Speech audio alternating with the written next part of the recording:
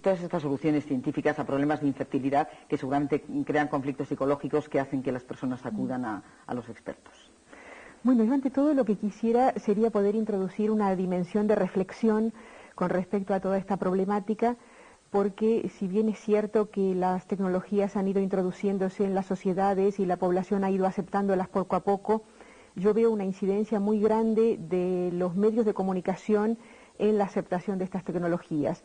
Hay hechos en la historia, como por ejemplo un célebre programa que hizo Orson Welles hace muchos años por la radio norteamericana, donde presentó la obra La Guerra de los Mundos, pero en lugar de presentarla como una obra de ficción, fue introduciendo los datos muy poco a poco, muy gradualmente, como si realmente estuviera ocurriendo algo que terminó siendo o apareciendo como una invasión de marcianos. Y en la medida en que los datos iban apareciendo muy gradualmente, la gente llegó a creer efectivamente que la Tierra había sido invadida por los marcianos, y esto provocó incluso una cantidad enorme de suicidios, hasta que finalmente se dijo que esto no era más que una obra de ficción. Esto pienso que es un ejemplo interesante de cómo la opinión pública puede ser manipulada en la medida en que cosas que en principio serían inaceptables para nuestra razón, si se van introduciendo de manera dosificada poco a poco, llegamos a aceptarlas, llegamos a creerlas y tienen unos efectos sobre nosotros como si estas cosas fueran reales. El ejemplo más claro es esto, la ola de suicidios provocada por una obra de ficción. Yo pienso que en este caso también se han ido introduciendo, en el caso de las tecnologías reproductivas, se han ido introduciendo los datos muy poco a poco de manera tal que la sociedad los vaya aceptando sin una dimensión de reflexión ética, de reflexión de la problemática humana que estas tecnologías suscitan y de las que estas tecnologías a su vez son también un resultado. Es decir, mi perspectiva es una perspectiva de aceptar, por supuesto, todo lo que sea avance científico, pero poder tener una reflexión sobre los costes que esos avances científicos van produciendo en la humanidad. Por ejemplo, Testart, que es el biólogo, como se dice, padre de la primera niña probeta nacida en Francia, ha planteado que desde el origen de la humanidad quizás unos pocos inventos como la sartén, por ejemplo, ha sido un invento técnico que no ha producido unos costes en términos humanos, en términos de sufrimiento psíquico o de sufrimiento del ser humano o de menoscabo de sus derechos como sujeto, no como objeto de la ciencia, como objeto de la investigación, sino que muchas veces estos avances científicos nos llevan a perder nuestra posición de sujeto, a que estemos colocados como un objeto sobre el que se trabaja, al que se manipula, al que se le producen efectos y donde nosotros como personas no podemos elegir ni podemos decidir auténticamente. Esa sería la perspectiva que me interesaría. De un modo u otro, decir que los avances científicos hacen que el hombre sí que pueda decidir, en cierto sentido los liberan de servidumbres. Pero bueno es, en todo caso, reflexionar en un tema que ha despertado desde los entusiasmos cientificistas más absolutos a los rechazos y el sensacionalismo de los medios de comunicación, a manipulación, como decía nuestra psicóloga. En fin, vamos a ver primero la evolución histórica en un vídeo que ha preparado nuestra redacción y luego volvemos con nuestros invitados.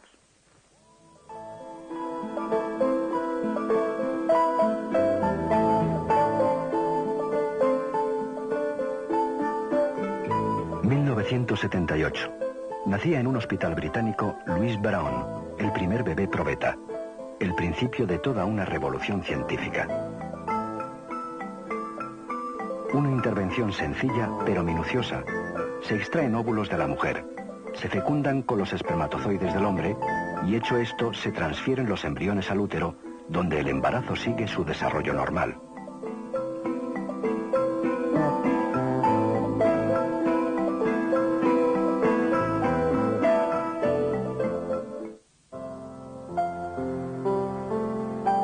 Los españoles tuvimos también nuestra primera niña probeta.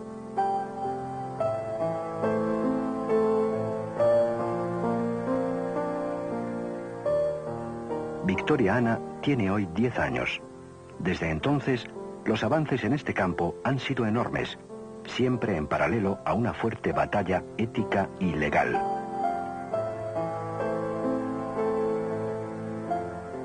La utilización de los bancos de semen. Después, el problema de los vientres de alquiler. La posibilidad de elegir el sexo y hasta el color de la piel de los futuros hijos. È emozionata, signora? Un pochino. Emocionante, señora, pregunta la periodista a esta italiana de 62 años, que en agosto del 92 quedó embarazada tras serle inseminado esperma de su esposo.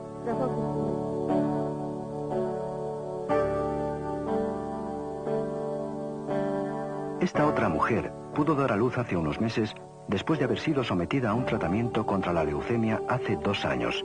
Entonces se extrajeron algunos óvulos que le fueron implantados una vez desaparecida la enfermedad. Más difícil todavía, madre y abuela al mismo tiempo. En Buffalo, Nueva York, esta mujer de 53 años consiguió hace 2 hacer felices a su hijo y a la esposa de este, quien no podía tener hijos.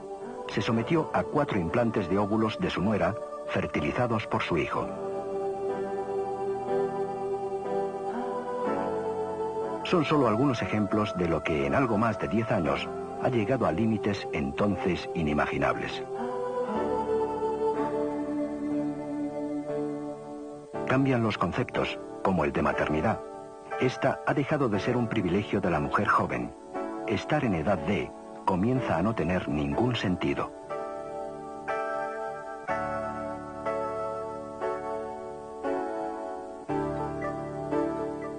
Los ciclos naturales de la mujer, que hasta ahora marcaban las posibilidades fisiológicas de ser madre, han sido superados por la ciencia.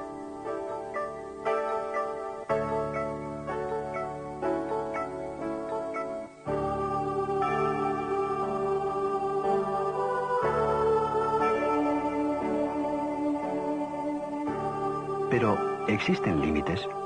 ¿Dónde están? ¿Y quién debe fijarlos?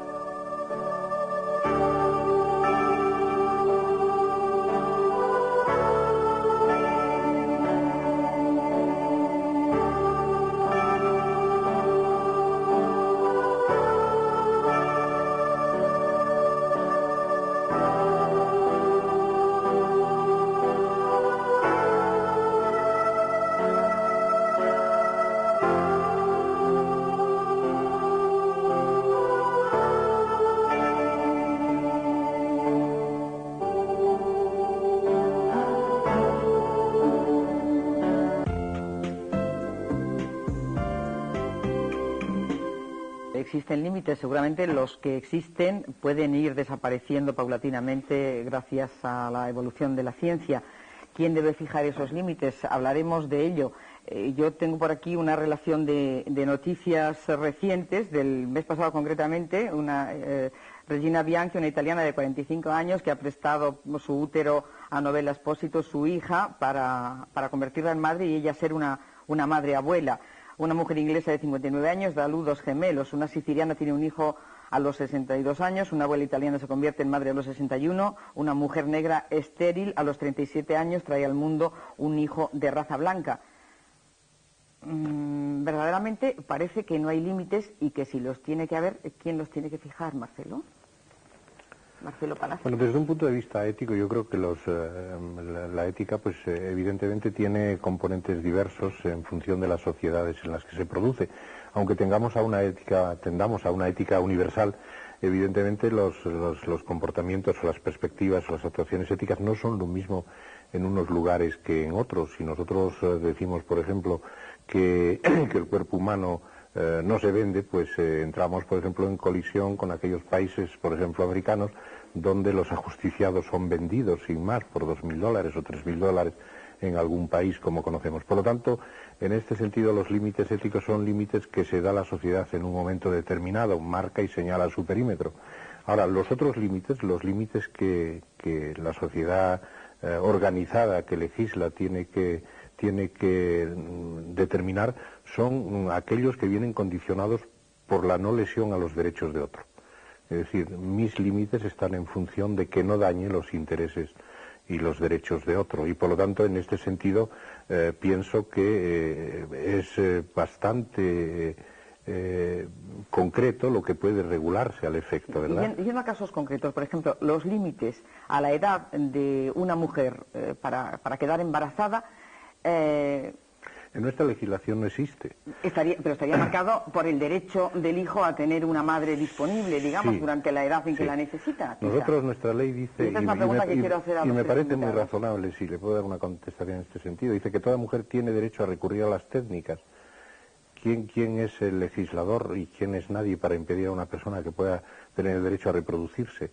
Otra cuestión es que también la ley establece que los profesionales deben asesorar a esa persona sobre las ventajas e inconvenientes, tanto para ella y fundamentalmente para el descendiente, que puede tener la realización de las técnicas en unas condiciones determinadas o en una edad determinada. Por lo tanto, el legislador deja la cuestión abierta, pero es la relación entre la propia persona y los profesionales que le vayan a asistir quien debe de dejar claro si hay esa conveniencia o no, o si se lesionan intereses de alguien, de la propia mujer o de otro que puede ser el descendiente. Por lo tanto, la ley exige que toda mujer en buen estado de salud psicofísica pueda realizarlo. Sí. Ana Veiga, ¿qué le diría usted a una mujer de 60 años que quiere ser fertilizada? Le informaría de cuáles son sus posibilidades reales y desde el punto de vista técnico, digamos que el problema está bastante solucionado. No existe ningún impedimento para simular un ciclo menstrual en una mujer de esa edad y si tenemos disponibilidad de óvulos de otra mujer más joven, esa mujer puede quedar embarazada sin ningún problema. Esta es la parte técnica. Eso es lo que hay que explicarle a esa mujer, decirle cuáles son las posibilidades de que quede embarazada, cuáles son las posibles complicaciones que pueden ocurrir durante el embarazo debido a su edad. Y el resto de consideraciones yo pienso que se las tiene que hacer ella misma. O sea, la libertad de cada uno de decidir cuándo quiere uno reproducirse, pienso que debe preservarse por encima de todo. Solo quisiera hacer dos puntualizaciones. No creo que seamos los profesionales los que tengamos que decidir a partir de qué momento una mujer ya no debe reproducirse. Y por otra parte, solo poniendo dos ejemplos, cuando se habla de que quizá ese niño será huérfano en una edad temprana, yo diría que la calidad de vida y la esperanza de vida de una mujer en estos momentos, si ella se reproduce pues a los 50 años, le puede quedar el mismo tiempo de vida que una mujer de hace 40 años que se reproducía a los 40, eso en primer lugar. Y luego otra cosa que también quisiera plantear es que lo que nunca se cuestiona es la edad del padre de la criatura, con lo cual pienso que son dos cosas que hay que tener en cuenta. Evidentemente, no quiero decantarme ni hacia un lugar ni hacia otro, pero evidentemente todo debe ser tenido en cuenta y por mucho que pensemos que la mujer tiene un papel muy importante en la educación de los hijos, ¿por qué no nos planteamos hasta ahora el que un señor de 70 años pueda ser padre? Silvia Tubert, aquí sí que tiene usted mucho que decir. Sí, yo insistiría ante todo en el tema de la información. Los pacientes tienen un derecho, o las personas tienen un derecho a la información que los servicios médicos deberían proporcionarle y lo que podemos observar si nos dedicamos a estudiar el tema sobre casos concretos es que esta información no suele ser veraz o que esta información se da de una manera tal que la persona, que no se miente, pero que sin embargo la persona es inducida a creer algo que no es exacto. Es decir, que hay un ocultamiento de datos. Por ejemplo, con respecto a la fertilización in vitro, se suele decir que la posibilidad de éxito es de un 25 a un 30% y se toma... Sí, son datos que acaba de decir exactamente, la doctora Veiga. Pero ha dicho la doctora Veiga un 25 a 30% de posibilidades de embarazo por transferencia de embrión. Luego hay un 70% de casos en los que se fracasa. No es exactamente así, porque en primer lugar, cuando se dice 25 o 30% de posibilidades de embarazo sobre transferencia de embrión, la persona que escucha esto entiende que tiene un 25 o 30% de posibilidades de conseguir un hijo. Y esto no es así, porque la transferencia de embrión es un momento del proceso de la fertilización in vitro al cual no todas las mujeres llegan. Es decir, hay etapas previas, como por ejemplo la estimulación hormonal, a la que algunas mujeres no responden, y por tanto ya la cantidad de mujeres que llegan a la transferencia de embrión no es la totalidad de las mujeres que han iniciado el proceso de tratamiento. Y por otra parte, se toma como criterio de éxito el embarazo, cuando sabemos que a través de la fertilización in vitro los embarazos tienen un índice de abortos igual al de los embarazos normales o quizás mayor, de manera tal que el embarazo no es criterio de éxito, sino que el criterio tiene que ser niños nacidos vivos por número de mujeres que entran a la clínica a realizar el tratamiento. Si tomamos este criterio, no embarazo por transferencia, sino cantidad de niños que nacen vivos por mujeres que entran a realizar el tratamiento, el éxito se reduce a alrededor de un 10%. Esto según las estadísticas que da la propia Sociedad Española de Fertilidad en sus boletines. Es decir, que se da una información que es cierta, pero que la gente la entiende de una manera que no es exacta. Una señora que inicia un tratamiento tiene un 10% de posibilidades de conseguir un niño nacido vivo. Esto me parece que es un dato importantísimo porque cada uno tendrá que evaluar efectivamente si le interesa correr los riesgos para su salud física y mental que tienen estas técnicas, que es otro hecho que también se oculta. Es decir, que cada uno de los momentos de la fertilización in vitro conlleva algún tipo de riesgos. Por ejemplo, la estimulación hormonal tiene sus riesgos. La estimulación ovárica tiene el riesgo de que se produzcan quistes ováricos, de que se produzcan, incluso hay casos en la literatura médica recogidos de estallidos de ovarios que requieren una intervención quirúrgica y la mujer pierde su ovario. Es decir, estos riesgos no son conocidos, entonces una señora tiene derecho a saber qué riesgos corre y elegir si ella está dispuesta a correr esos riesgos sabiendo el porcentaje de éxitos que tiene. Por ejemplo, con respecto a la edad, yo coincido que cada persona tiene derecho a elegir y que nadie puede hacerse responsable de sus propias elecciones, pero tiene derecho a elegir con una información adecuada. En Francia, por ejemplo, se hacen unos balances cada año de lo que se ha obtenido con las tecnologías reproductivas y según los últimos estudios se ha observado que a partir de los 40 años baja enormemente la posibilidad de éxito, de manera tal que se reduce a un 1 o 2%. Sin embargo, uno al mismo tiempo, en otra parte de ese mismo balance, observa que no disminuye el número de mujeres de más de 40 años a las cuales se aplican estas tecnologías. De manera tal que se están aplicando, se está presentando con lo que vemos nosotros en los vídeos, ¿no? Es la niña que efectivamente ha nacido, la felicidad de la señora que lo ha conseguido, pero no aparecen ni los riesgos para la salud física, que están descritos por los propios médicos, ni para la salud mental, porque la mujer está sometida a unas tensiones enormes y las 90 mujeres que fracasan por cada 100 en estas tecnologías, o mejor dicho, con las cuales la técnica fracasa, viven ese fracaso como si fuera propio y tienen episodios de depresión y de angustia que muchas veces requieren tratamiento especializado. Entonces creo que elegir, cada uno tiene derecho a elegir, pero conociendo a qué se está arriesgando. Lo que pasa es que seguramente responsabilizar a los medios de comunicación, que son responsables de muchas cosas. Justamente la doctora Veiga, cuando ha llegado, nos hablaba de un reportaje en televisión o de un programa de televisión que verdaderamente pintaba con unos tintes sensacionalistas toda esta cuestión. Pues lo que decía, la comunicación tiene sus responsabilidades, pero quizá el divulgar la patología y no los logros no sea tampoco bueno. Quiero decir que hay que ofrecer las posibilidades a la gente, pero luego llega la información individualizada, ¿no? Yo pienso que es importantísimo que las parejas tengan el máximo de información y creo que los profesionales que nos dedicamos al tema somos los primeros interesados en que estas parejas reciban la información necesaria. Si a una pareja no le cuentas qué es lo que va a ocurrir, lo más probable es que cuando termine el proceso esta pareja esté descontenta de lo que has hecho con ella y evidentemente te plantea una serie de problemas que si le explicas bien las cosas no te va a plantear porque le estás dando toda la información que precisa para seguir el proceso adelante. Yo pienso, y en algunas cosas sabes que estoy de acuerdo con lo que dices, pero pienso que hay que darle un enfoque un poco más optimista al tema y me refiero de nuevo al programa este que comentábamos antes. Se pueden explicar las cosas de muchas maneras, se puede hablar, pues sí, evidentemente, de entre un 10 y un 15% de mujeres que se llevan un niño a casa o de un 95% de mujeres que no se lo llevan a casa. Depende de cómo uno lo mire. Y pienso también que hay que ver las cosas desde el punto de vista de los afectados y que son ellos finalmente los que tienen que decidir. Y los profesionales lo único que debemos hacer es intentar proporcionar los medios técnicos para que se consiga el mayor porcentaje de éxito. Informar a la gente, a las parejas que van a recurrir a estas técnicas y que sean ellas las que decidan. Evidentemente el tema psicológico es algo que cuidamos muy de cerca porque somos conscientes de que estas técnicas son unas técnicas pesadas, que son unas técnicas que requieren un apoyo psicológico por parte de profesionales para que todo el proceso sea lo más llevadero posible, pero yo no sería tan tremendista, Silvia. Hablando de tremendismo, bueno, no exactamente, pero hay una opinión muy crítica que tenemos recogida aquí del doctor Caballero Peregrín, que es encargado de la unidad de reproducción del Hospital Madrileño Ramón y Cajal, que está en contra de cambiar el orden natural de las cosas. En su opinión, los médicos no están para solucionar caprichos a las parejas, sino para establecer un tratamiento terapéutico adecuado y tratar de solucionar, en este caso, los fallos ováricos de las mujeres en etapa fértil. En su faceta también de médico, doctor Palacios. A mí me gustaría, si me permite, hacer dos pequeñas consideraciones sobre lo que se ha dicho previamente.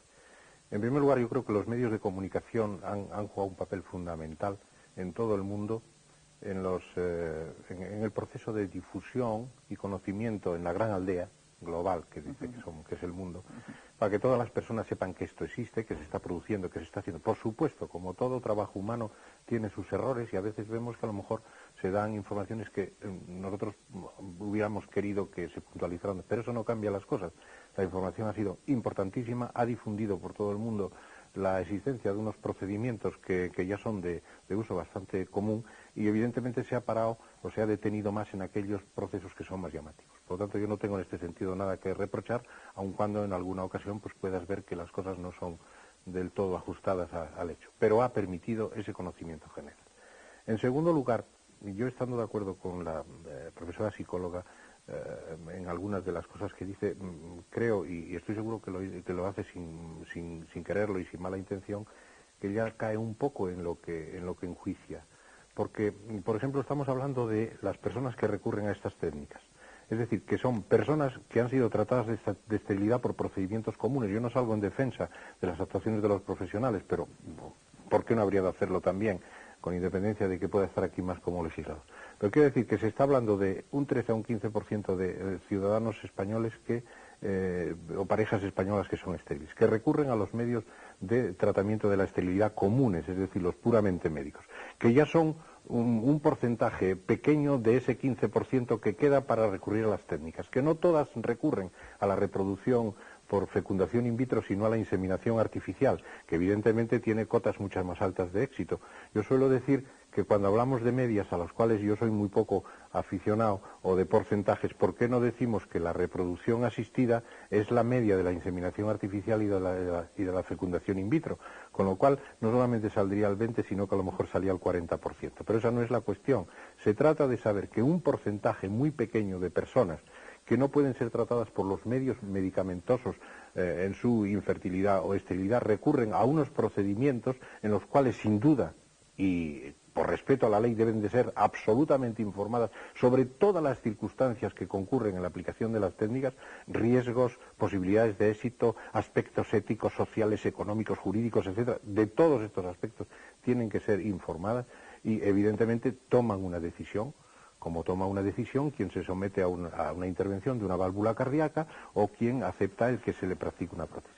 Por tanto, sin entrar en defensa en absoluto de ninguno de los procedimientos técnicos, sino simplemente considerando que están instalados en la sociedad en gran medida, que necesitan de una regulación y así se ha hecho, yo pienso que también habría que ser, pues, yo me quedaría por lo menos en neutral respecto de las técnicas.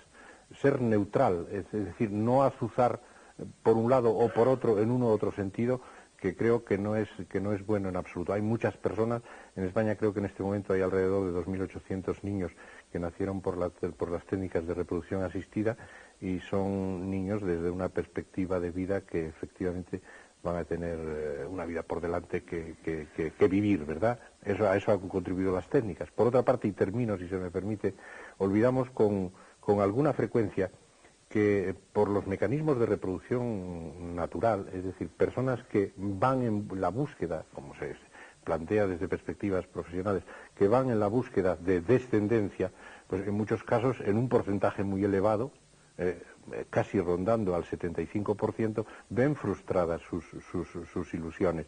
Es decir, que se producen frustraciones del proceso de reproducción, pues incluso con eliminaciones de los óvulos de manera imperceptible con la menstruación siguiente.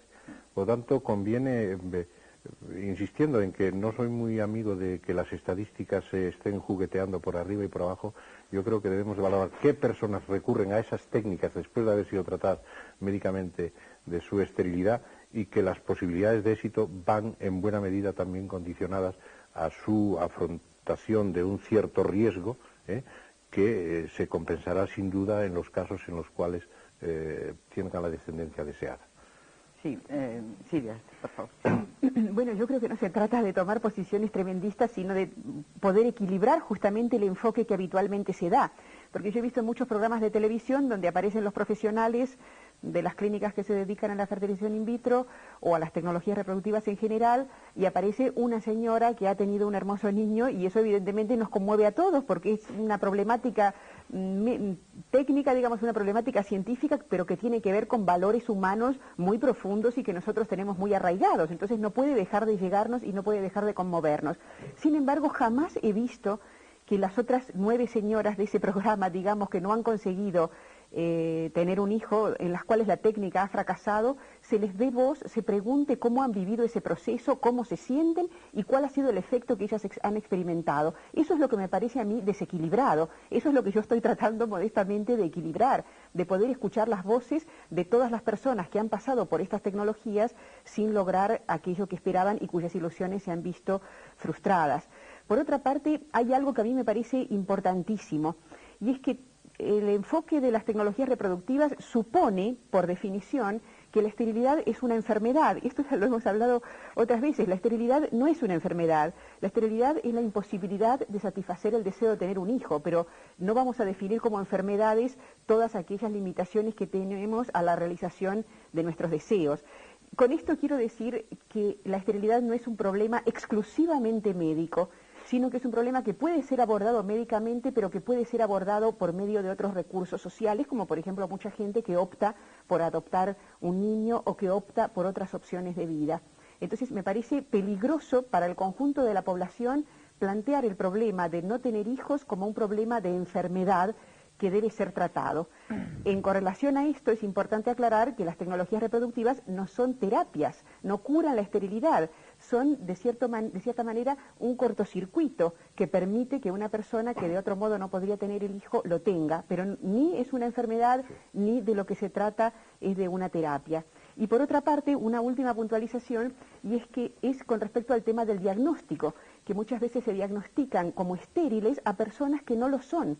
Los epidemiólogos hablan de hipofertilidad, de personas que no son estériles pero requieren más tiempo, quizás en un mes no quedan embarazadas, en 5 meses tampoco, y quizás requerirían 1 o 2 años para conseguir un embarazo por vías naturales. Es lo que se conoce como esterilidad idiopática o esencial, esterilidad sin causas conocidas, donde seguramente son los casos donde más intervienen los factores psicológicos que son totalmente descuidados, porque se trata a la esterilidad como un problema corporal.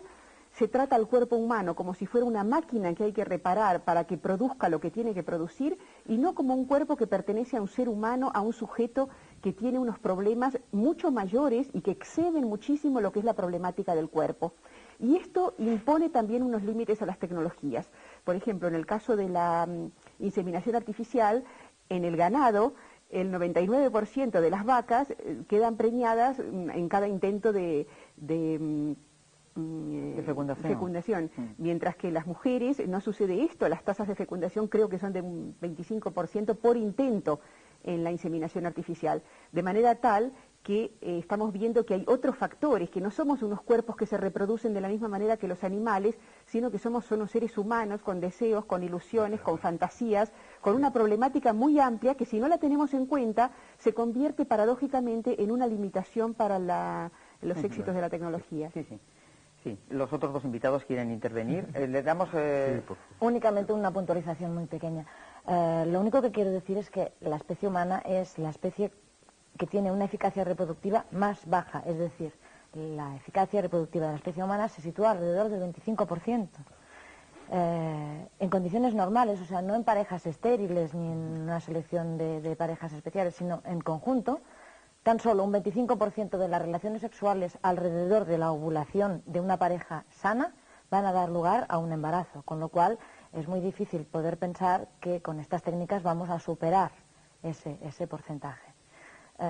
La comparación con el tema del ganado, en este caso yo pienso que está fuera de lugar porque son cosas absolutamente incomparables. No está fuera de lugar porque las tecnologías comenzaron aplicándose al ganado y luego se trasladaron al ser humano. Pero si partes de la eficacia reproductiva en la especie humana y en la especie vacuna y ves que son absolutamente distintas, no vale la pena compararlo.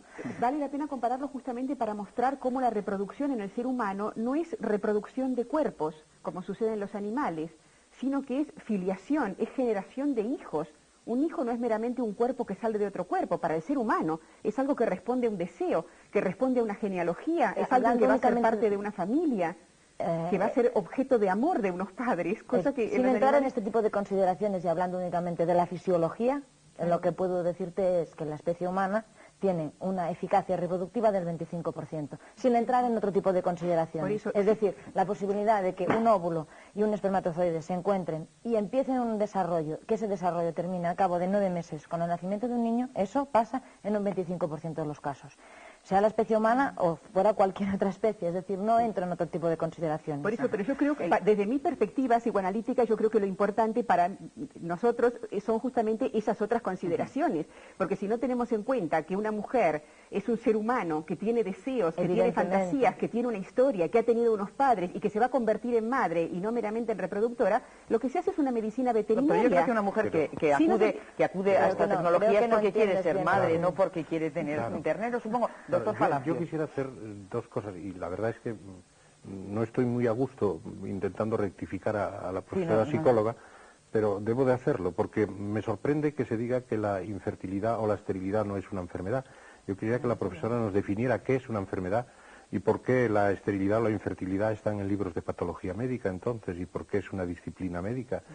Yo quisiera que nos explicara esto, ¿verdad?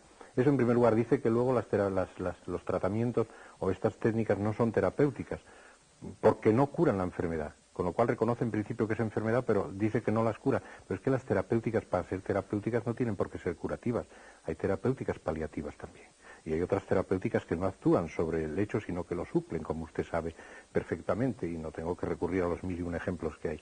Pero hechas estas dos consideraciones, yo creo que lo que debiera de interesarnos, creo yo, y lo que me parece que es mucho más objetivo y razonable, es que nosotros no lancemos al exterior desde nuestros despachos desde nuestros trabajos muy metódicos y muy bien elaborados unas ideas que en definitiva pues pueden no conciliarse exactamente con lo que es el sentir de la propia sociedad o de la propia persona.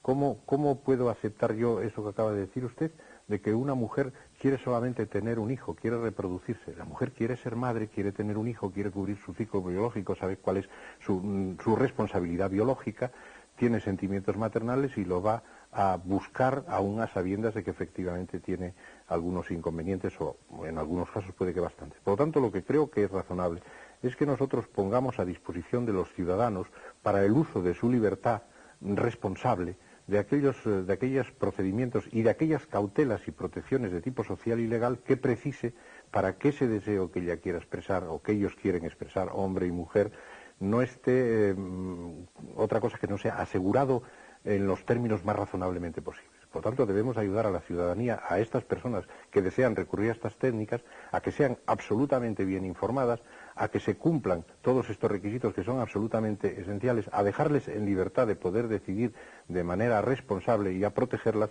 contra posibles abusos. Esto me parece que sería la actitud más sensata, más social y más civil desde el punto de vista de todos los que vemos esta cuestión o un poco de lado porque no nos afecta o un poco desde fuera. Yo he entendido que Silvia sí que incluía en su alegato la cantidad de frustración que se crea en las mujeres e incluso cómo esa expectativa o ese deseo de ser madres o de reproducirse muchas veces está condicionado por presión social, etcétera, etcétera. ¿No es así? Sí, quería responder primero al doctor Palacios en el sentido de que yo pienso que una enfermedad es una perturbación que produce determinados síntomas de los que la persona sufre, mientras que en el caso de la esterilidad se pone solamente de manifiesto en el momento en que una persona quiere tener un hijo y no puede. Pero en ese caso tendríamos que plantearnos, por ejemplo, si una persona que es muy bajita y quiere jugar al baloncesto y su altura no se lo permite, está enferma y tenemos que hacer algún tipo de operación o de intervención médica para conseguir que tenga la altura necesaria para poder jugar al baloncesto. En ese caso se ve claramente que su baja altura no le produce ningún síntoma, sino que constituye un límite para la realización de un deseo. Yo creo que es hábil y divertido, pero efectivamente es que son cantidades completamente heterogéneas. Tampoco se puede comparar entonces estas tecnologías con una intervención de corazón donde a lo mejor la persona, si no realiza la operación, muere. De un modo u otro, si no se aceptase la evolución tecnológica con naturalidad, tampoco se habría llegado a las operaciones de corazón, que realmente es alterar el orden natural de las cosas. Y yo no defiendo como la intervención de la orden ciencia natural de las cosas, porque yo pienso que en el ser humano no hay nada que sea natural. Todo está subvertido y todo está transformado por el hecho de ser seres humanos, seres que tenemos un lenguaje, seres que pertenecemos a un mundo simbólico y que pertenecemos a una cultura, y que eso nos marca totalmente y nos diferencia de los animales. Pero es por eso precisamente que pienso que todo lo que tiene que ver con nuestra humanidad, con nuestros deseos, con nuestras ilusiones y con nuestras fantasías, no puede no ser tenido en cuenta en el problema del deseo de tener hijos y su dificultad para realizarlos. De lo contrario, estamos tratando efectivamente con una perspectiva veterinaria y no con una perspectiva humana. En ese sentido me parece interesantísimo, pero a efectos prácticos, y después de dicho todo eso, yo quisiera que nos respondiera, ¿y entonces qué?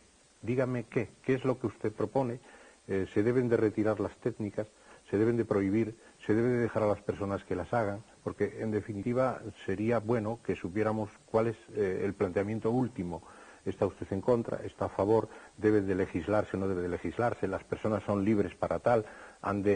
Porque eso es lo fundamental, ¿verdad?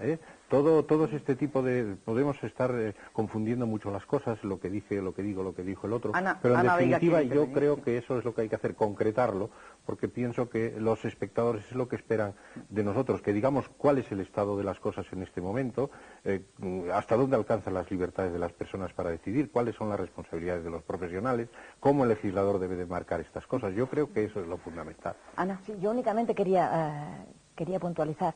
Pienso que quizá la visión de Silvia, que pienso que es una visión muy respetable y que muestra la visión de una parte quizá de la sociedad y de los profesionales, también esté influenciada por el hecho de que como profesional ella ve quizá las parejas o las mujeres que han fracasado en sus intentos y que lo han soportado mal, con lo cual digamos que quizá no tiene la visión general de lo que es todo un grupo de pacientes que se someten no a fecundación in vitro, a cualquiera de las técnicas de reproducción asistida. Estoy de acuerdo que ya lo he dicho antes, que el apoyo psicológico es de vital importancia y es algo que nosotros en el Instituto cuidamos de una forma muy especial porque consideramos que es importantísimo que así sea.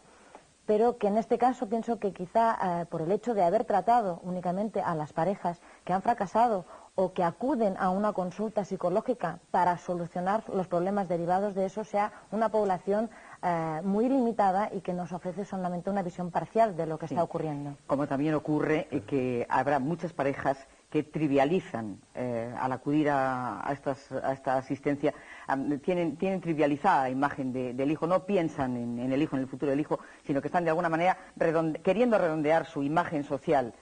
Piensan en ellos y no piensan en ese ser, e incluso en la repercusión que el hecho de nacer por fecundación asistida puede tener en la psicología y en el desarrollo posterior del niño que nace, de ese niño de diseño que llamábamos.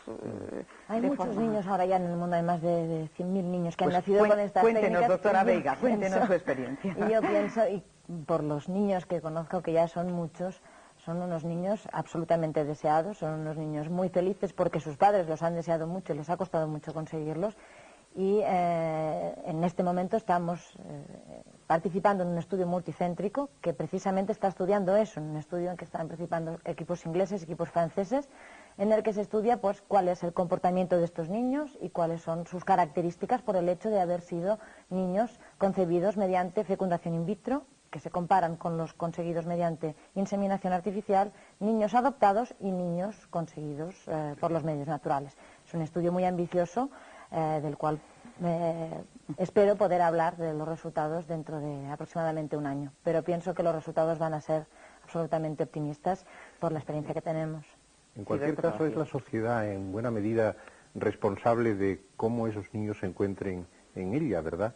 Decía muy bien la psicóloga que realmente nosotros nos damos una cultura, es decir, son atributos, son formas, asimilaciones que nos hemos dado por encima de la animalidad, estoy absolutamente de acuerdo.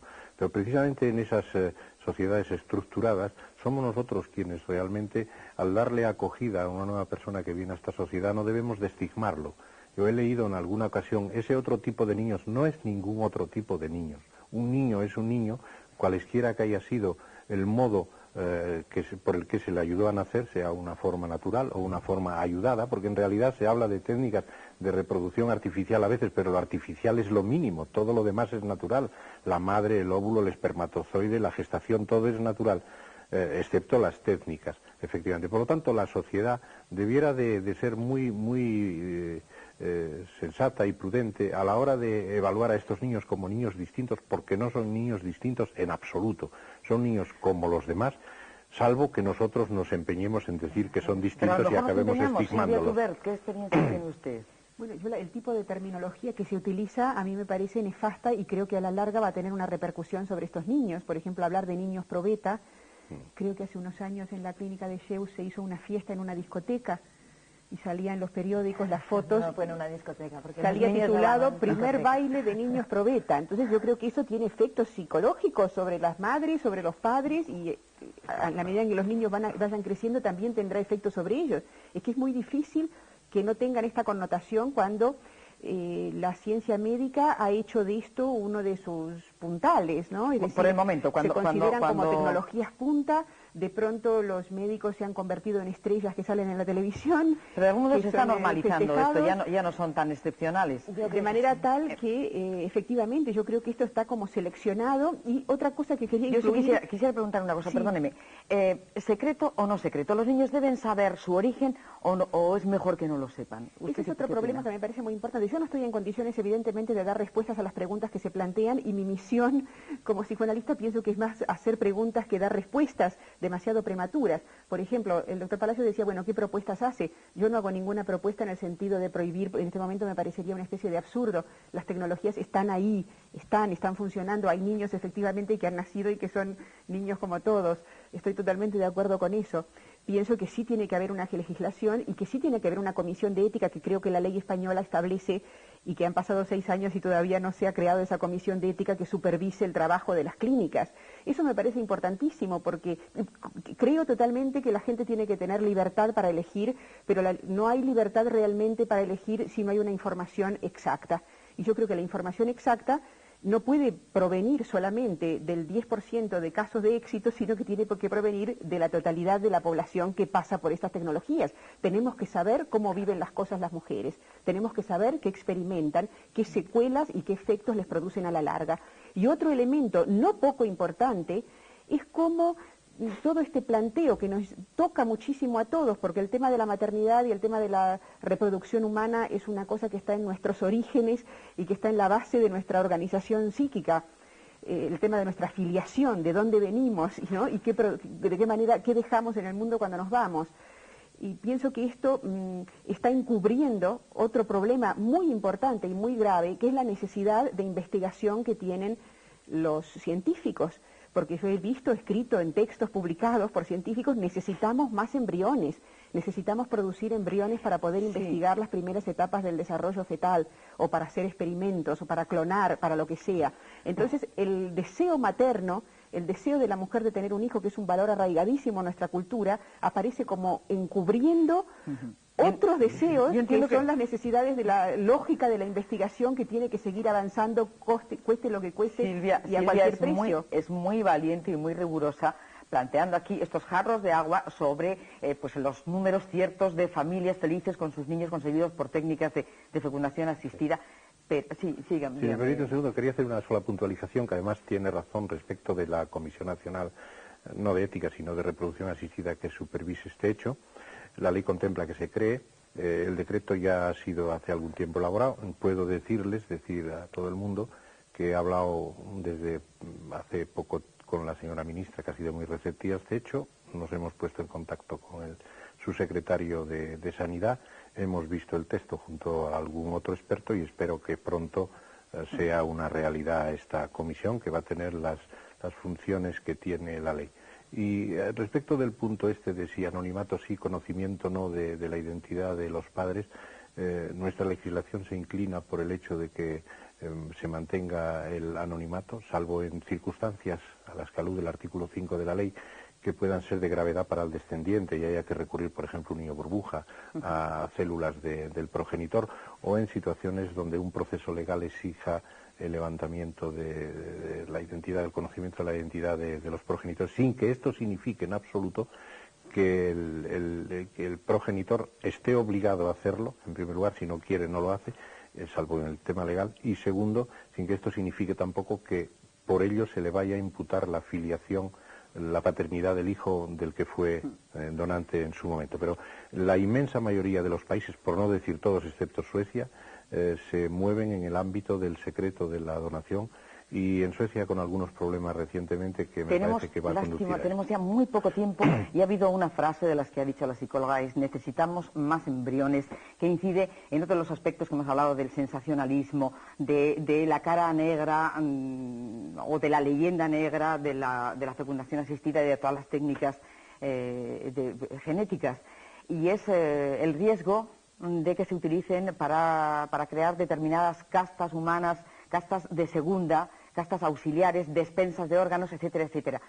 La legislación ahí tiene yo creo que se debe de prohibir rotundamente. En la propia convención, una avanzada de cuyo texto le mostré antes, también lo contempla, la Convención Europea de Bioética. Yo creo que ese es un tema que debemos de llevar con absoluta claridad. Cualquier actuación que vaya dirigida a seleccionar la raza me parece que va contra los principios más elementales de humanismo y de humanidad, y por lo tanto no debiera de admitirse. Nuestra ley lo prohíbe categóricamente.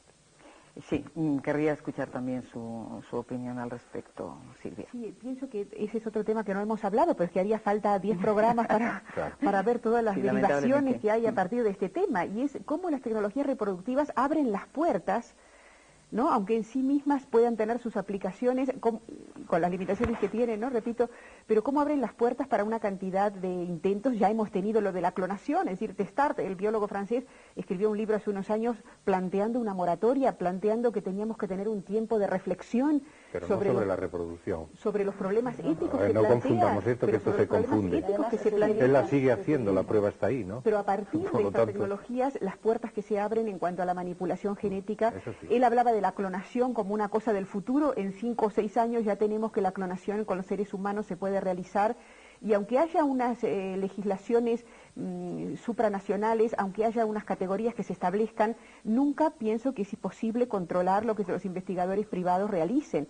Esta es una dimensión muy importante a tener en cuenta, las puertas que se abren y el mundo hacia el que vamos. Yo no me puedo pronunciar con respecto a si está bien o si está mal, porque me parece que mi perspectiva es de análisis y de tratar de entender qué es lo que hay detrás de todo esto, qué deseos o qué intereses se están moviendo de todo esto, sin hablar tampoco, porque eso sería otro programa, de los intereses económicos de los laboratorios que tienen que ver con esta cuestión, que también eso juega igual que en el resto de la medicina, ¿no? Pero creo que se abren unas perspectivas. Yo no quiero ser tremendista, pero me parece que la sustancia de la que estamos tratando es peligrosa y puede tener consecuencias peligrosas para el ser humano. De todas maneras, hay un cote positivo, y vamos a dejar estos últimos 30 o 40 segundos que tenemos para que Ana cierre el programa con su exposición. Bien, únicamente estoy de acuerdo con Silvia. Evidentemente, cualquier avance científico tiene su parte buena y puede tener su parte tremenda, pero cualquier avance científico, entonces, o nos plantamos y abandonamos todo, pero no en reproducción y en cualquier otro ámbito.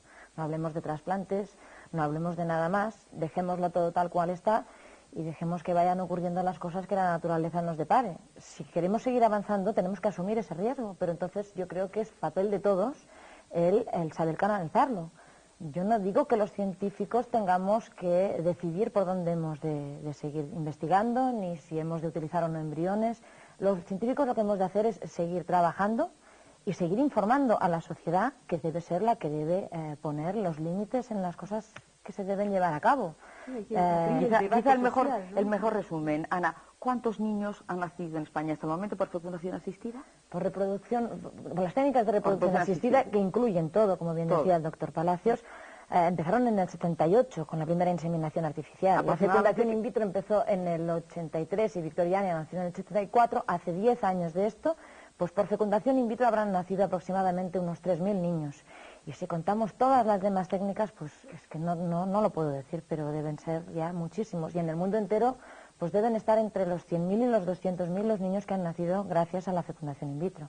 Bueno, Y pienso que estas técnicas, no solo la fecundación in vitro, se están incorporando y se están normalizando dentro de lo que es la sociedad. La gente ya sabe lo que es la fecundación in vitro, y pienso que poco a poco, y si todos trabajamos en ese sentido, van a convertirse en algo normal y natural, que van a utilizar unas determinadas parejas que tienen necesidad de recurrir a ello, y que las demás lo van a ver como algo normal, como quien se opera de una úlcera de estómago. Justamente al balance de medio minuto, hay 20 mujeres que han muerto en el mundo durante la realización de la fertilización in vitro. En todo caso, esa normalización de la que hablaba Ana y la sonrisa de Victoria Ana que hemos visto en el vídeo anteriormente, yo creo que es un buen cierre para este debate. Gracias por su presencia a todos ustedes y a ustedes, señores, por su atención. Buenos días. El debate es sin duda uno de los métodos más enriquecedores y más eficaces para, por lo menos, si no solucionar, abordar los problemas. Y es que al poner en común muchas ideas también se abren nuevos caminos a la realidad. Eso es lo que intentamos cada viernes en esta plaza pública, que está abierta, por supuesto, también a sus opiniones. Así que, si les parece y tienen un momento, sigan ustedes discutiendo del problema que hoy hemos tratado en esta aventura del saber, la nueva ingeniería genética. Nada más, que aquí les estaré esperando, como siempre, fiel a nuestra cita, el lunes a la misma hora, en la 2 de Televisión Española, en esta su televisión educativa. Gracias y sean todos lo felices que puedan. Hasta la vista.